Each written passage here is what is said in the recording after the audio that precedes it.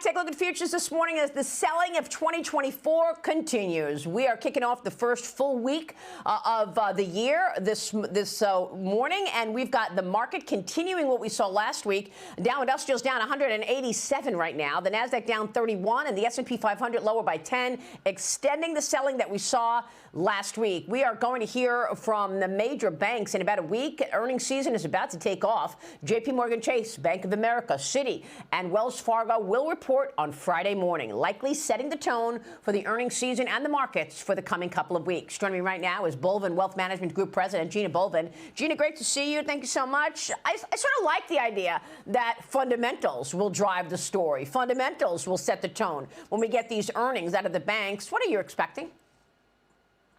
So we are expecting it to be a pretty good earnings season, but it's just one quarter, and we think it's going to be a really good year in the market, Maria. We are seeing some volatility, which isn't surprising coming off such a great year. It's not uncommon to see some rotation, which is what we've seen happen, where last year's winners aren't doing as well. The technology sector is having a little bit of a correction. But in terms of earnings, that's important. The banks are going to kick off on Friday, but we're also going to get a CPI print on Thursday, and we're hoping to see that inflation's coming down, and that's going to help the Fed and give some more clarity on where we're going to go this year in terms of interest rates. Yeah, and of course, markets turned up as interest rates turned down. Let's take a look at Treasuries right now with the 10-year ahead of this big week of inflation data coming up. We've got interest rates way down from where they were back in October, with the 10-year yield now sitting at 4% at 4.037%. That's down 1.25 basis points.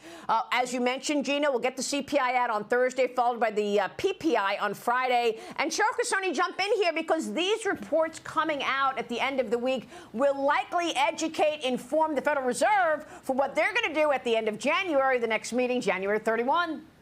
That is the question, Maria, obviously, and this goes to Gina about, what the Fed's moves are going to be, because look, for the market to get what it's asking for, which has been 6 rate cuts in 2024, the Fed, the dot plot tells us we're going to get 3 rate cuts, but that is data dependent, and that's the inflation numbers, and we're still looking for core and headline to be rising significantly year over year, even the 0.3% month to month jumps. So my question to you is, wouldn't there have to be something horrific in these inflation reports, or horrific in the economy, for the market to get the type of rate cuts that they're looking for in 2024? Because that was what we rallied on at the end of 23. It doesn't seem realistic, Gina. Well, the dot plot is pricing in or telling us that we're going to have about 3 rate cuts.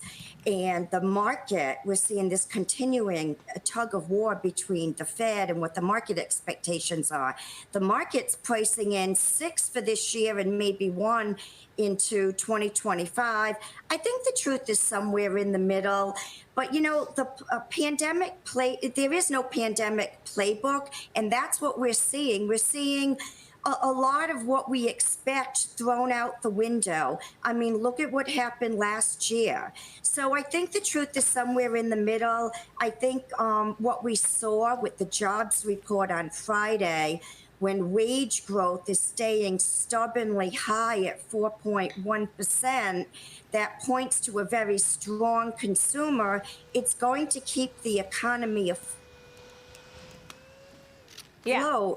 But we're going to have to keep an eye on wage growth to see if it's going to continue to keep inflation high. Gina, I think the point that Cheryl is making is the right one, and that is, if you're going to tell me that we're going to get 6 rate cuts in the next 2 years, 3 cuts this year, another 3 cuts next year, you've got to believe that that is a response to a deteriorating macro story. There's no way that we're going to get 6 cuts unless the Fed is reacting to a recession. I mean, come on. I agree with you, and I don't think we're going to get 6 rate cuts. I do think it'll be a great year in the market. We're going to see, I think we're going to see the S&P 500 at 49.50 by the end of the year. We are seeing a slowing, which is what we want to see. all the economic data points to a strong consumer. Wages are rising faster than inflation. So there's a lot of talk of this pandemic savings that's deteriorating. And that's it's a great true. point, yeah. But now consumers have more money in their pocket because inflation is coming down. Well, look, we're going to speak with Jamie Dimon tomorrow, the chairman and CEO of JP Morgan. JPM has probably the best data on the consumer, whether it's the consumer or commercial businesses, small and big. He's going to give us his vantage point in terms of all that data in telling us what really is going on in this economy when we speak with Jamie Dimon tomorrow. In the meantime, it sounds like you're a buyer of stocks in this selling right here, Gina. You want to buy stocks going into the rest of the year? I am. We expect some choppiness, and I would be a buyer on dips. We do think it'll be a good year. It's also an election year, and historically, election years average about 7%. We think there'll be good earnings this year. Margins are holding up. They're doing well. We have the PPI at 4.1%, which is ahead of CPI, and that speaks right to corporate earnings. And all the economic data has really been strong and surprised to the upside and points to a strong consumer. So I do think it'll be a good year, but it might take all year to get there, Maria.